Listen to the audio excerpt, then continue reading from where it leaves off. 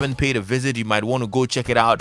It's about 2 minutes behind the West Hills Mall. I was there earlier today, and boy, it's a community I want to live in, and it's a community you would want to live in as well. Yeah, your Eden Heights home gives your family the best quality of life with a full-size football pitch, tennis courts, basketball courts, squash courts, swimming pools, gym, and a lot more. Well laid out apartments. It's a place where you live, play, relax. You might want to reserve an apartment today with very flexible payment plans as well.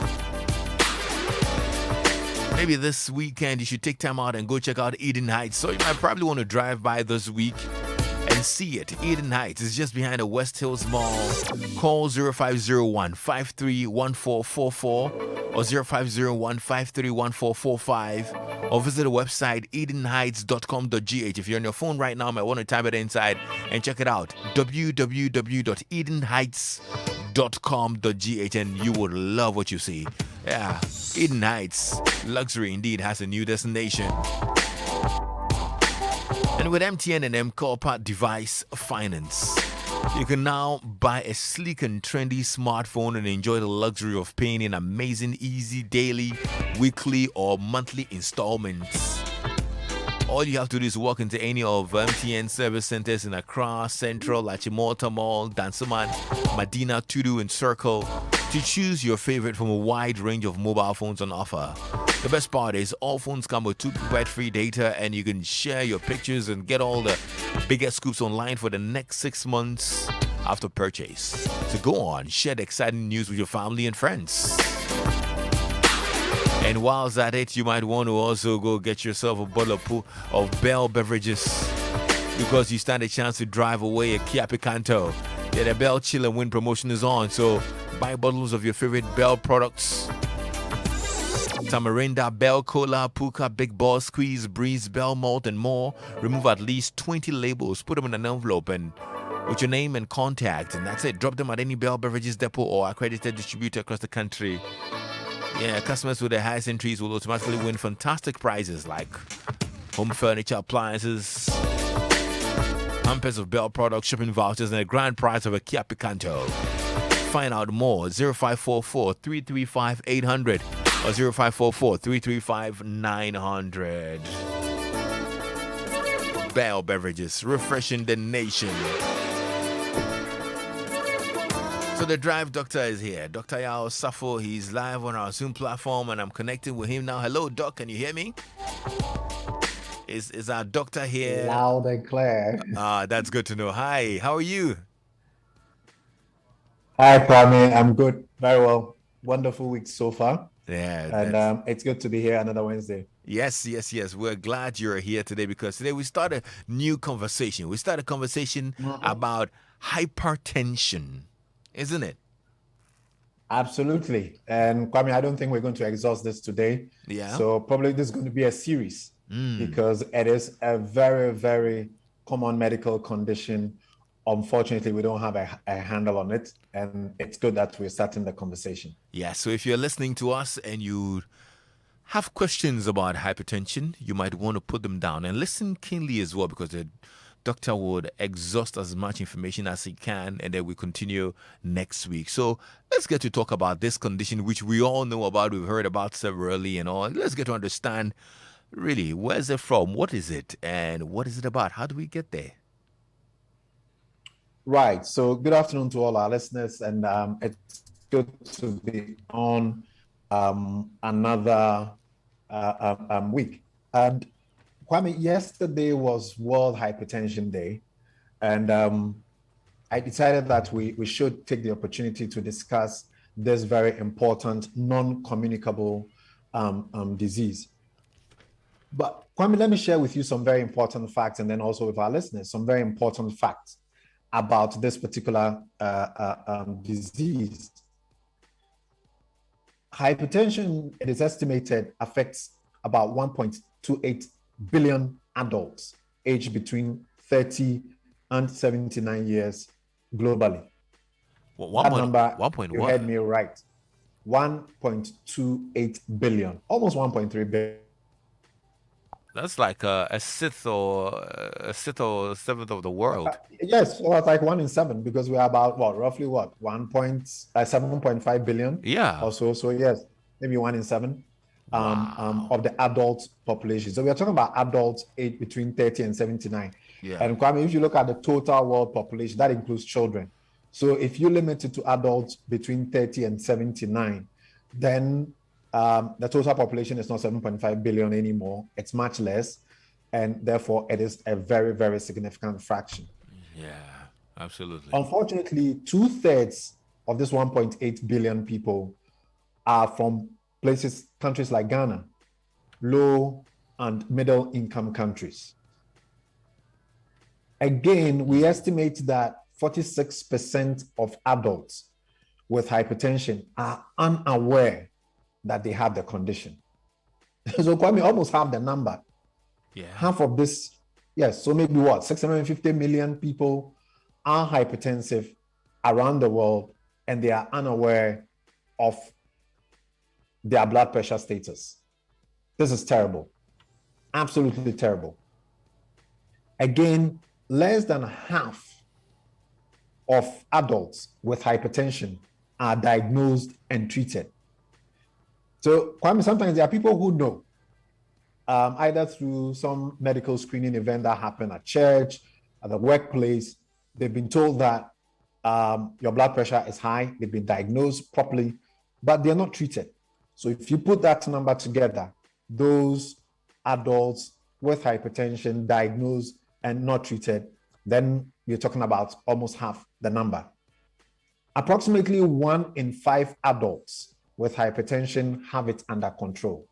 So those who know and those who are taking the corrective measures, and again, it is not just medicines, but actually what we call a TLC, a therapeutic lifestyle change, diets, exercise, medicines, to bring it under control. Kwame, is only 21% of the number.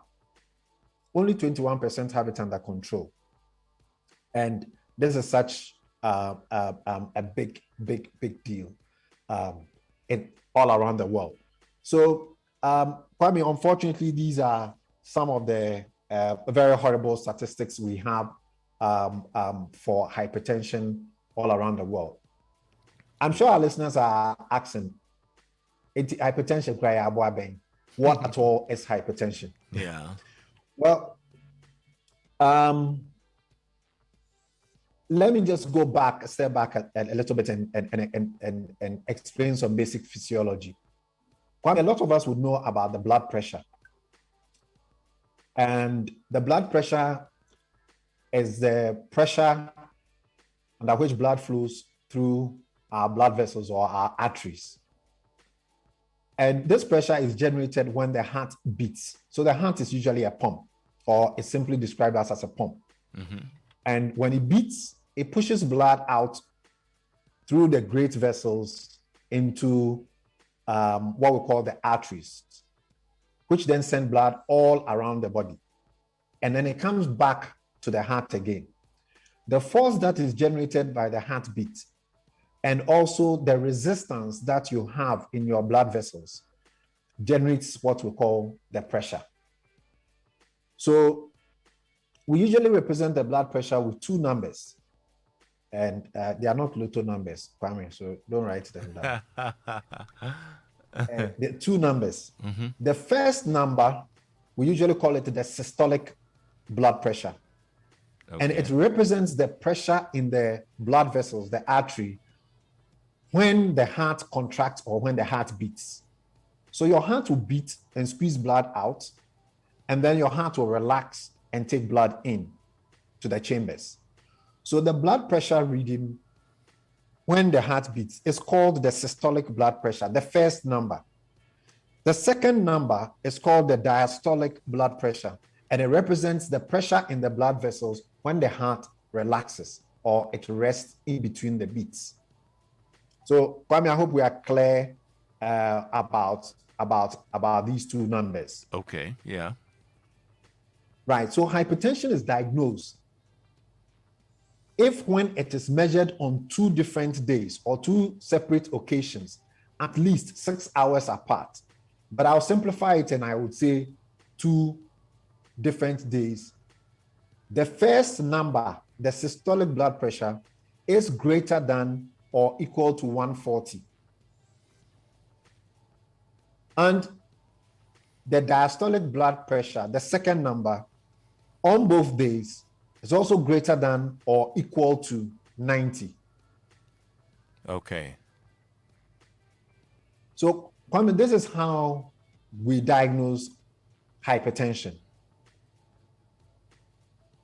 If you have a systolic blood pressure reading taken properly, and I'll come to that in a bit, taken properly with a proper machine, and your reading is greater than or equal to 140 on 2 separate occasions, on 2 separate days, or at least 6 hours apart, and the diastolic, the second reading, is greater than 90 on 2 separate occasions, at least 6 hours apart, then we would also say we'll make a diagnosis of hypertension.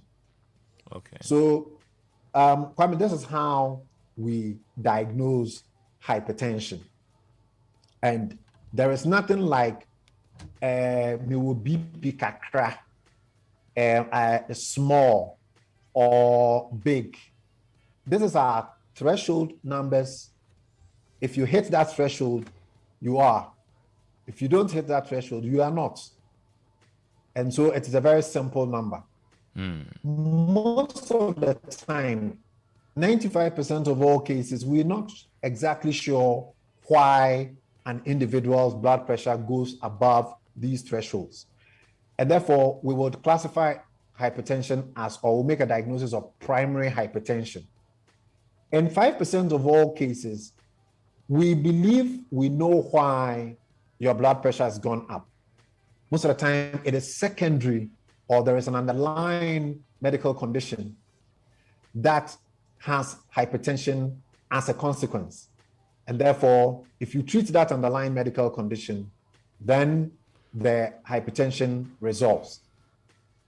This group we will call secondary hypertension. In all of this conversation that we are having, we're going to focus on the first group, the primary hypertension, the one that we do not attribute to any direct or any particular cause. More often than not, I see patients come into the consulting room, and when you tell them that their blood pressure has gone beyond this threshold, they will tell you, oh, doctor, I know why. Last night, my wife annoyed me, and even I couldn't sleep well. And even this morning, when I woke up, I'm still angry. So that is why my BP went up. Somebody will tell you about money that's lost somewhere. They saved some money somewhere and then they've lost it. Somebody will tell you why it happened because they lost some primaries and some political party elections and so on and so forth. That they are tired at work and they are stressed out and all of that. Well, these are what we call associations, but they are not causative factors. We cannot say that they are causative factors. These are associations, but they do not cause you to develop hypertension. What do we know, or what we know about its origins is that it tends to run in families. So we'll say it is familial. There is a component that runs in family. Yeah, so you'd realize that if, again, you know your family history, medical history, you'd realize that members of your family, and if they are closer members, what we call first-degree relatives, then you would even form, your risk tends to go high. Well, I'm sure most people are asking, so what is normal blood pressure? I have given you what the diagnostic threshold is. It is always very difficult to give an answer to this, because there isn't what we would call or normal per se, but we will talk about a blood pressure range that minimizes your risk of developing cardiovascular diseases or complications. Kwame, I hope you understand. Yes, I get you, sir. That as your blood pressure rises, there is a commensurate rise in your risk of developing certain complications, which is going to be the focus of today's conversation. So if you reduce your blood pressure up to a point, a certain safe point, because you must all have pressure. Without pressure, the blood cannot flow from your heart to your brain, to your feet, to your kidneys, and to your liver. It must have some pressure. But if the pressure begins to go up beyond a certain point, then you begin to increase your risk of developing certain medical conditions that are harmful to you. So the base line, the minimum beyond which we don't want the first reading, the systolic reading, to fall below is 100. Because we believe that if it goes below 100, we think that you'll be too dizzy. You feel lightheaded. You may fall when you try to stand. And then for the second reading, the diastolic, then that number is 60. If it goes below 60, then we'll think that the blood pressure is too low. Okay. So as you go higher, so Kwame, I'm going to throw some numbers at you. Let's take a look at the systolic blood pressure. If you go from 115 to 135, you double your risk of cardiovascular disease. And if you go from 115 to 155, then that risk quadruples. You increase the risk 4 times. And Kwame, I'm using the word risk. We're not saying it's going to happen, but we're just saying that compared to someone whose BP, systolic blood pressure is 115, you just quadrupled yours if you are 115. If you go up to about 175, your risk is 8 times. Aye. If you go to 195, your risk is 16 times. So that is why we set some of these cutoffs, that the moment you hit 140 for the first number, then we think that it is too high. We need to make a diagnosis of hypertension, and then we need to roll out a care plan which involves medicines, which involves may involve medicines initially at a later stage, but initially would involve dietary and exercise as part of the lifestyle changes. Let me run you quickly through the range of complications, why hypertension is such an important disease for us to talk about, and why a day has been set aside globally for us to talk about hypertension. The first risk factor, and Kwame, if you realize in the Akan communities, they will call hypertension akumayare. Akumayare. Yeah. Cardiovascular diseases. So you increase hypertension will increase the development of other cardiovascular diseases. When we talk about cardio, we are referring to the heart. Yeah. And then when we talk about vascular, we are talking about the blood vessels. So anywhere from those big vessels, the aorta that takes blood from the heart, all the way to the small blood vessels that walk the surface of your heart, and the tiny vessels in your feet, you can develop a disease we call atherosclerosis. Atherosclerosis. But I mean, this one is just fatty changes that happen in the blood vessels. All right, there's increased deposition of cholesterol in the walls of the blood vessels, and therefore it reduces or affects the quality of the blood vessels, and it can lead to the development of strokes in the brain.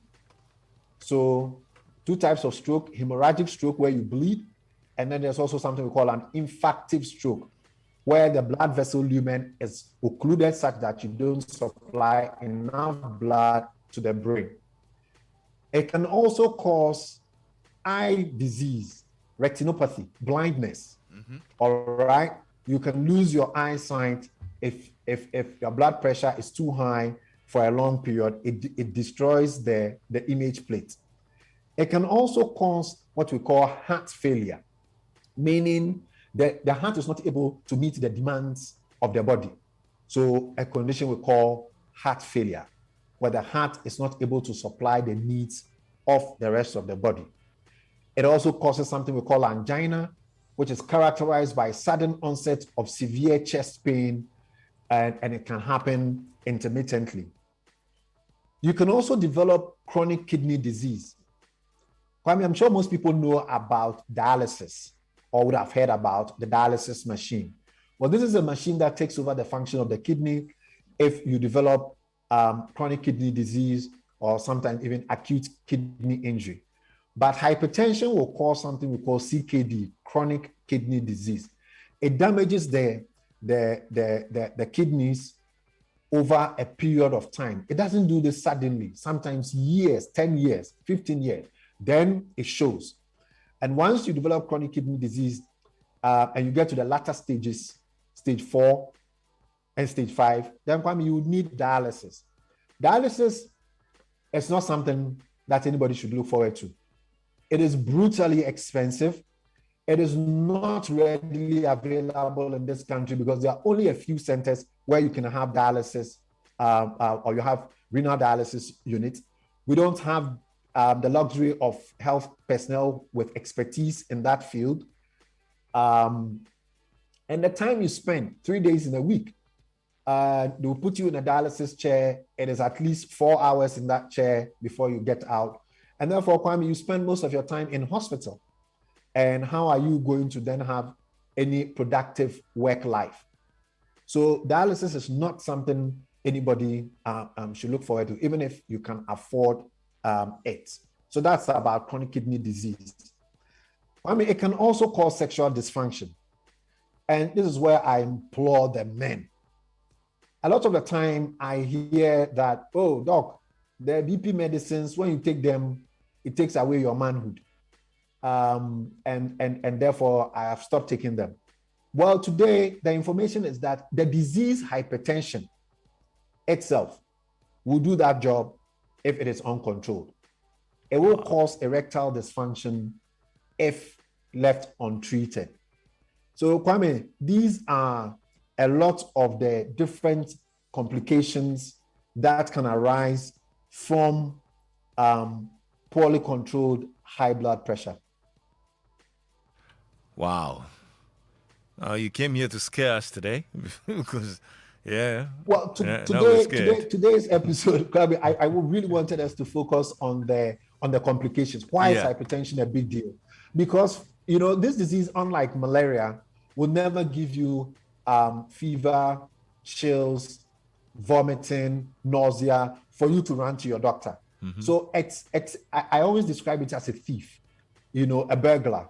It's only armed robbers who will give you notice that they're coming.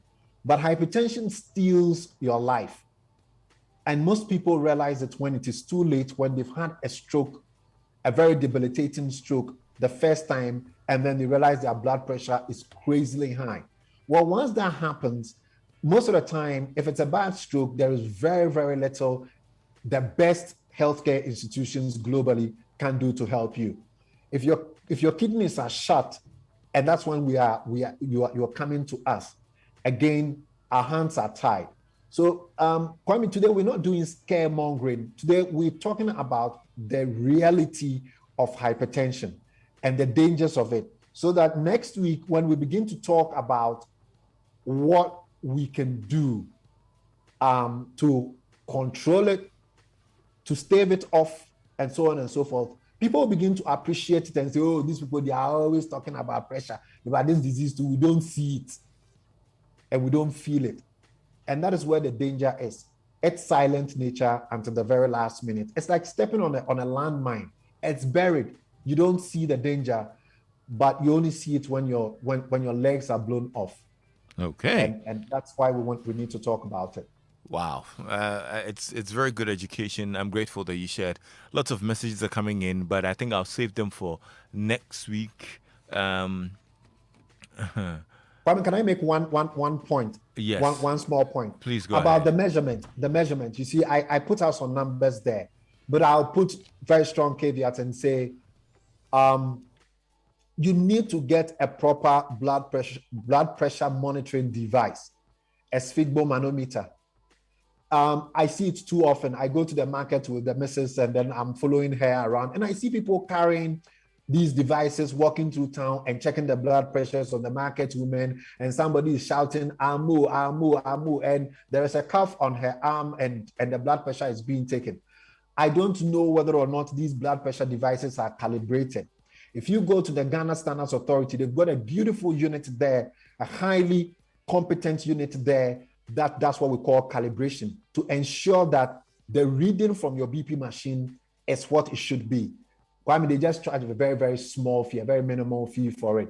All hospitals, all individuals who have blood pressure measuring devices ought to pay a trip to them one of these days and get your blood pressure equipment properly calibrated. Okay. So I cringe when I know that people are doing these kinds of measurements, because then you may get a wrong reading that gives you some comfort that your blood pressure is normal, and then something happens. So if in doubt, just call your family physician, walk over to a nearby hospital, proper hospital or clinic, where you have qualified personnel there who will take the reading the right way. Again, the blood pressure cuff that we apply, it must be applied properly. We have different sizes depending on the sizes. So Kwame, you know me, my physique is like the people from Somalia. But then Kwame, your arm looks like me, my thigh. Those big biceps. So we all can't use the same blood pressure cuff. And then there's the Makola women too. When they are waving at you, then you see the size of their arms. So we can't use the same blood pressure cuffs. There are different blood pressure cuffs, and it must cover approximately 2/3 of the arm. So it must be applied properly, and then you can use it. So this is what I mean by taking the blood pressure properly before we go ahead to do interpretation. Guys, this doctor is a comedian too.